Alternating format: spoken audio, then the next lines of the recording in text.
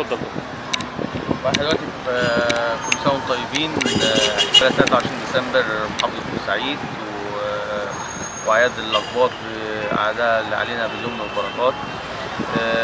احنا عندنا هنا هو حديقه بنزات باذن الله هتبقى افتتاح رئيسي وحدث داخل بورسعيد في الافتتاحات. الحديقه دي كانت مهمله ومغلقه بقى لها فتره طويله جدا، اكتر من 7 سنين.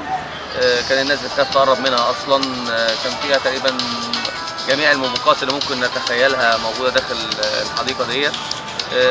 الحمد لله بالاجهزه التنفيذيه داخل حي الزهور تكاتفنا بقى لنا حوالي 4 شهور بنحاول نرفع كفاءتها. اشتغلنا فيها لحد الحمد لله لما وصلت للمستوى اللي احنا فيه دلوقتي، مع مواكبه حدائق بلا اسوار تحت رعايه اللي هو عادل الغضبان، وان احنا نفتح الاسوار ونفتحها للناس عشان تخش فيها وتبقى مبسوطه وتتعامل مع الحديقه بشكل حضاري. شلنا السور بعد ما رفعنا كفاءة الحديقة، والحمد لله بقت متنفس جميل جدا للأهالي وسيداتنا وبناتنا يخشوا آمنين داخلها، أطفال يلعبوا.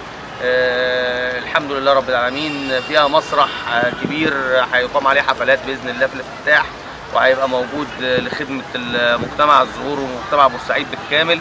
ويا ريت تكون على حسن ظنكم، بس نحاول نحافظ على المكان ونحافظ على اي حاجه نقدر نعملها داخل بورسعيد. احنا بنحاول نقدم احسن خدمه لاهلنا، اهم حاجه بس ان احنا نحافظ عليها، الناس تساعدنا ان احنا نقدر نقدم اكتر من كده. طول ما احنا بنحافظ احنا هنقدم اكتر واكتر، مش حدايق بس، كهرباء وحدايق ونظافه واللي احنا نقدر عليه، بس الناس تساعدنا بس اهم حاجه. كل سنه وانتم طيبين. حلو كده.